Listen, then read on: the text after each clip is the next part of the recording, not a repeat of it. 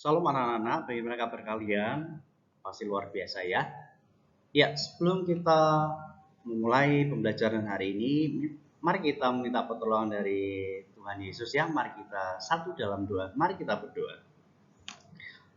Tuhan, terima kasih untuk penyertaan-Mu, berkat-Mu hari ini, di mana kami boleh menikmati berkat yang luar biasa yang setiap hari kami nikmati. Dan terima kasih Tuhan, pagi ini kami boleh melakukan akses kami dengan baik, dan kami akan belajar pendidikan agama Kristen dan budi pekerti. Tolong kami Tuhan, bila kami boleh mengerti, memahami, dan mempraktekkan dalam hidup kami. Kami sambut untuk pembelajaran kami pada hari ini. Dalam tahun yang penuh kuasa, dalam nama Tuhan Yesus, kami sudah berdoa dan ucap syukur. Haleluya. Amin. Ya. Anak-anak, hari ini kita akan belajar mengenai bab 5 ya. Temanya Roh Kudus penopang hidup orang beriman. Ya. Ada satu ayat yang kita baca bersama-sama. Tetapi penghibur yaitu Roh Kudus yang akan diutus oleh Bapa dalam namaku, dialah yang akan mengajarkan segala sesuatu kepadamu dan akan mengingatkan kamu akan semua yang telah kukatakan kepadamu. Ya. Ada satu pertanyaan ya. Apa sih Roh Kudus itu? Pasti kalian pernah mendengar ya, ketika Bapak Ibu pendeta kalian di gereja kalian masing-masing sedang berkhotbah gitu menjelaskan mengenai Roh Kudus ya. Nah, kita membahas hari ini mengenai Roh Kudus.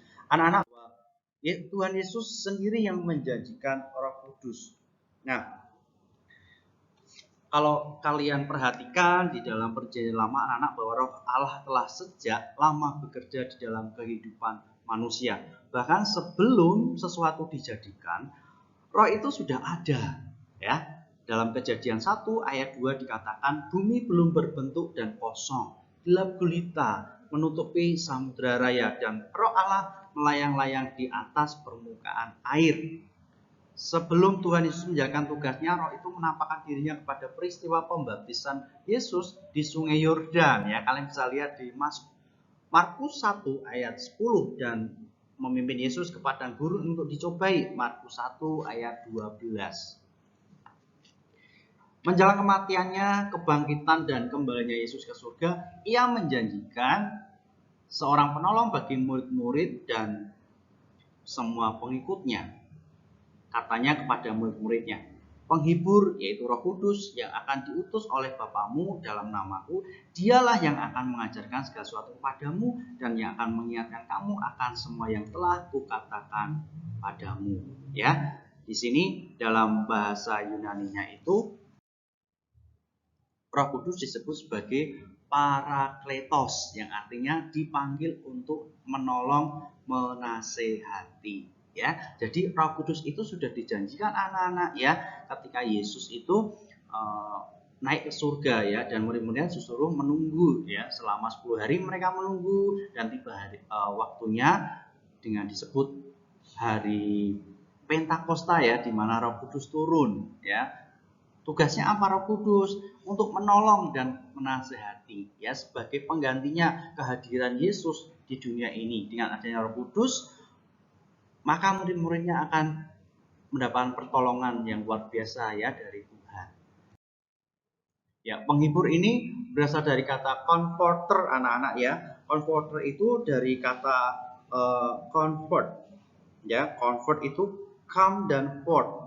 Come itu bersama-sama dan forte itu kekuatan. Ya, jadi dapat disimpulkan bahwa comfort atau menghibur itu artinya datang dan hadir bersama dengan orang yang berduka atau mengalami kemalangan untuk menguatkan. Ya, ingat ya, ini benar-benar peran Roh Kudus ya untuk menghibur dan menguatkan ya. Ya, peran Roh Kudus di dalam gereja dan umat. Yang pertama ada kedamaian sejahtera ya. Ada kedamaian, meskipun ada masalah itu rasanya damai. Itu anak-anak ya. Peran Roh Kudus ya, itu yang terjadi ya. Kita banyak masalah ya, ada tekanan, ada konflik, tapi masih ada damai sejahtera. Yang kedua, hidup lebih baik. Di modul kalian tuh dijelaskan bahwa ketika belum dicurahkan Roh Kudus ya, banyak orang jemaat Kristus itu ketika mereka punya uang tuh berfoya-foya, tidak dengan bijak memakai uangnya. Tetapi ketika mereka sudah penuh dengan Roh Kudus, ya mereka belajar untuk menabung dengan bijak memakai uang dan apa kehidupan mereka lebih baik. Gitu ya Nana ya. Yang ketiga, memberi kekuatan. Ya, ketika ada masalah, mungkin kalian pernah melihat ada orang yang ditinggalkan oleh orang yang tercintanya yang meninggal ya, itu tuh benar-benar diberikan penghiburan, kekuatan untuk apa? Ya untuk rela ya, merelakan orang yang tadi meninggalkan dia, meninggalkan istri atau suami atau anak gitu ya. Dan orang itu tuh kuat gitu ya. Dan yang keempat adalah memberi semangat yang baru.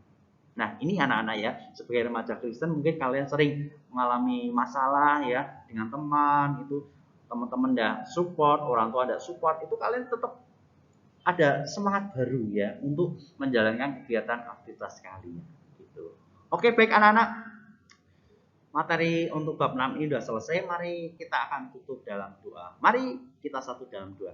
Terima kasih Tuhan untuk firman pagi ini, materi yang sudah kami pelajari Tuhan, untuk kami boleh pahami.